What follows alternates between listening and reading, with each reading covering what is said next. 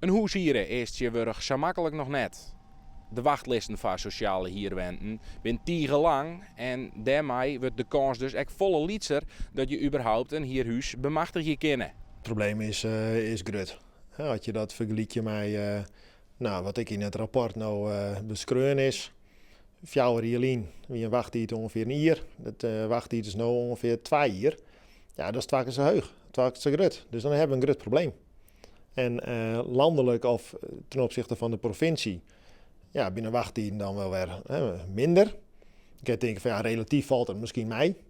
Maar ik denk voor deze regio hebben we gewoon een grut probleem.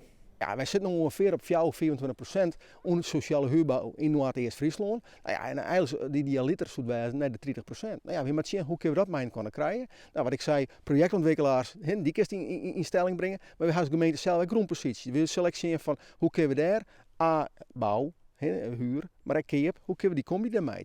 In de gemeente Dantemediel is men op de persoonlijke tour. Ze willen in september importeren met alle starters uit de verschillende dorpen in de gemeente om te zien hoe ze concreet iets budgetten kunnen voor de starters. Daarna staat het college van Dantemediel de opdracht van u te rieën krijgen om te onderzoeken of een eigen wenbedrijf een optie is.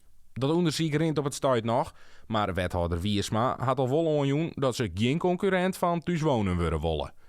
Noord-Est-Friesland, Dantemediel en de Wenningcorporatie binnen daarnaast drukdwaande met het zo gauw mogelijk inkwartjen van de wachtlisten. Een deel tijdelijke wenningen realiseren, want het lost van nu wel een probleem op. We moeten het vooral de oplossing vinden in ons reguliere bezit voor een langere termijn. Ik echt wel rekening houden met die toekomstige krimp, als die komt.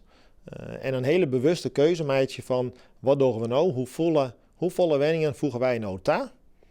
Nou, is dat van tijdelijke aard, we pakken hem regulier op. Maar het is in mijn beleving eerst een pleister op de wonden. En die pleister kan redelijk raplakt worden als het om de wenningcorporatie en wethouder leidt. Op het moment dat we een locatie hebben en die locatie die is gaardelijk, nou ja, dan moeten we natuurlijk maar om jou maar daar importeren. En dan zou dat ik wel heel snel binnen een jaar hier al gerealiseerd worden kunnen.